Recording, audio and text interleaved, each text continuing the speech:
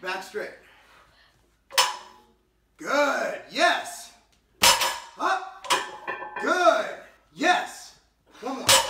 Up.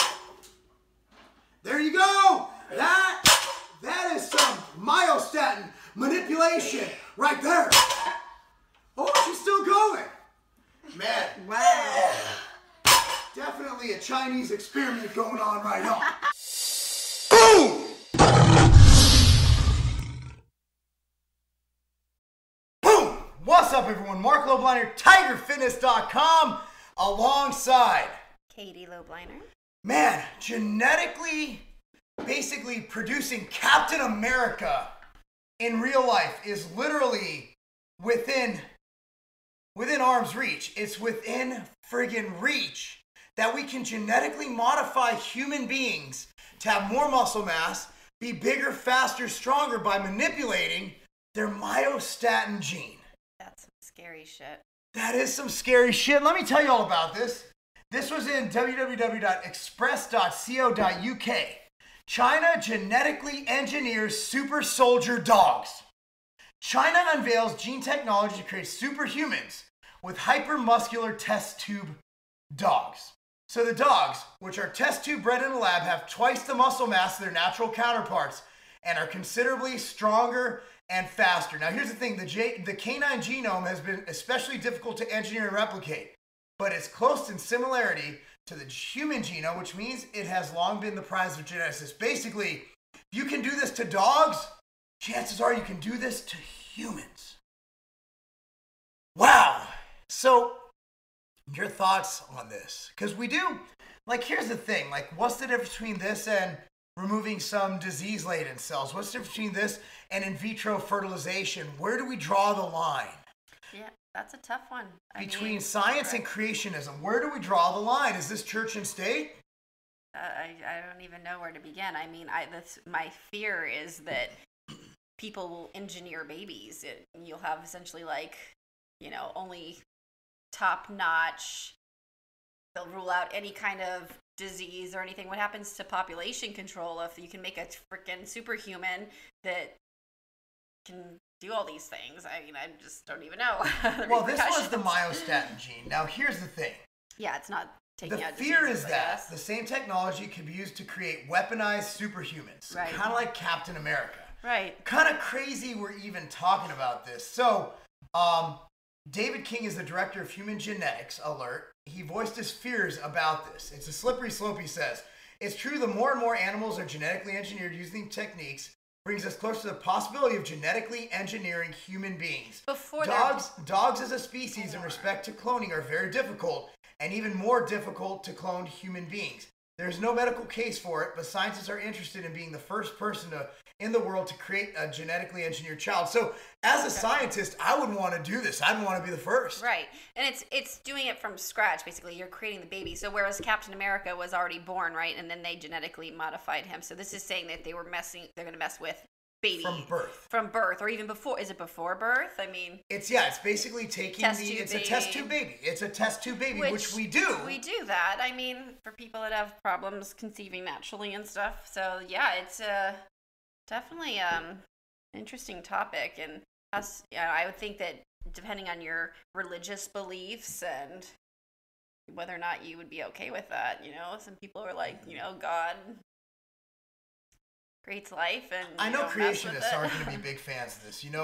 Katie and I, our religious beliefs, and we're not ashamed of them. We're agnostic in that we have belief, but we don't have a set belief. Yeah. So here's the deal.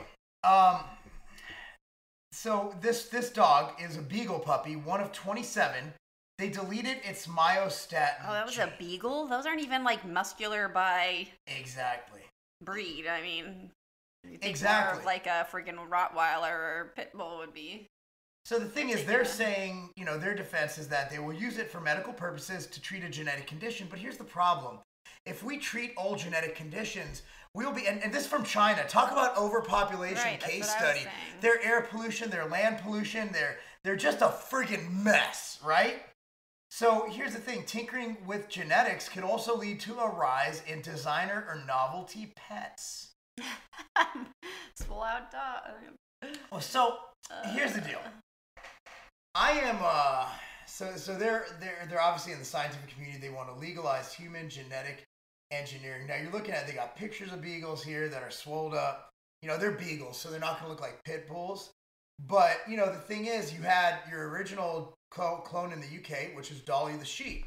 Right. She died at half the age, the normal lifespan of a normal sheep. So, you know, we might genetically engineer, but you know, will these so like, let's say there's sooner? a genetically engineered human. Does that mean like in the Olympics they only have like a genetically engineered division? Well, they can have that with the non-binary and the gender neutral. Right, that's what I'm division. saying. Like, it creates a whole nother sect of people, essentially. Like, how is it? And just like how, you know, steroids are illegal and performance-enhancing drugs in the Olympics, this has to be a whole different, you know, a whole new rules. This has got to rewrite rules. Do you have to prove that you were conceived through intercourse and not a test tube making you huge? So they add a line on the birth certificate that says, you know, genetically engineered. This is a huge issue. I want to spark some debate. I want you guys to talk about this a little bit in the comments section. You know, it's like, what are your thoughts on genetic cloning? What are your thoughts on the super race, so to speak? Because let's be real, Hitler was trying to naturally do a similar thing. Right. Where he was trying to breed blonde-haired, blue-eyed super race human beings, which unfortunately got their ass kicked by Jesse Owens in the Olympics because, well, Jesse Owens was faster than any white, blonde-haired, blue-eyed person Germany can bring out in the Olympics. So, you know, our whole thing is, where do we draw the line on things like this? And my whole opinion is, there comes a time when you just stop messing with Mother Nature. Now, I'm all for treatments, I'm all for cures, but when you start manipulating genes to producing a certain prototype, that's when it gets really scary. Right, but like you said, we are already doing that. Like, people that get, you know, IVF, they check the quality of the eggs and the sperm before. You can even, as far as test to see if you've got, like, if they're carriers for certain genetic diseases, and choose not to use those eggs if that egg is a carrier of, you know, a genetic disease. So we're essentially doing this at a level already. So I think it's just a matter of time before we hence the slippery slope. Once we allow it open, and people always scoffed, and I did as well at the Christian right. You know, against in vitro fertilization, against, you know, certain things in test tubing, basically against work on embryos because everything's a life and you shouldn't be doing that in their belief system. However, the slippery slope's already been crossed, man. We're already sliding headfirst down that shit. I mean, we're not judging. We know several people who've had babies using help, and I mean, when you want a kid, you do what you want to do. But this is a whole nother level. This isn't just creating a life. This is altering, picking and choosing traits and talents, and it's scary. But can we stop it? And my answer is no. I don't think because China is its own governing body. If China, North Korea, any of these dictatorships get a hold of a way to make a stronger, better army, a better defense force, they're going to do it. I was just going to say, I could totally picture soldiers being... And even for money, imagine if Conor McGregor lacked a myostatin gene and he was able to completely toss somebody. Like, imagine you had double the muscle mass, strength, and speed because they eliminated a myostatin gene. And that gets us to another topic. I think we can get away from the moral dilemma. We've already brought that up. And that's the whole manipulation of the myostatin gene. Now, my fear is that the myostatin gene is there for a reason, and that's to control growth.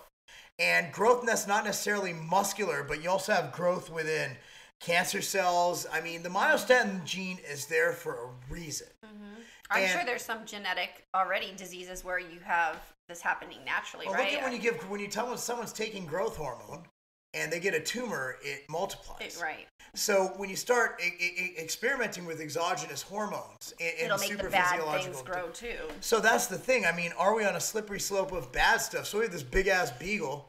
You know, what's going to happen 5 years from now? I mean, this just screams like circus acts to me. Like, you know, the bearded lady.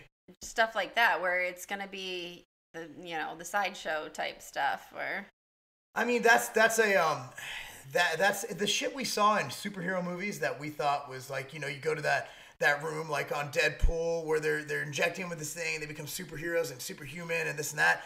I mean, we're at a level where that's not far-fetched. Right, and let's be real, this is all because people want to make money off of it, basically. Oh, it's all about money. Yeah, but the thing is, think about it, like from military to sports. Oh, yeah. Imagine we super engineer sports where, you have these super, I mean, it's kind of like selective breeding where you put a pro volleyball player up with a pro football player and you got yourself, holy shit, that's an athlete. Yeah. You look at the Mannings and everything and how they've been able to all be super athletes. I mean, aren't there still countries where essentially like an arranged marriage, they might consider those physical things before arranging a marriage? I don't know. Maybe arranged marriage is the right way to go. But anyway, the myostatin gene. So the good news is our industry has been ripping people off and not giving them anything that works. Like that myostatin product from MHP, MyoX or whatever. Joke. It's from egg yolks. And even if it does, it's not to the degree.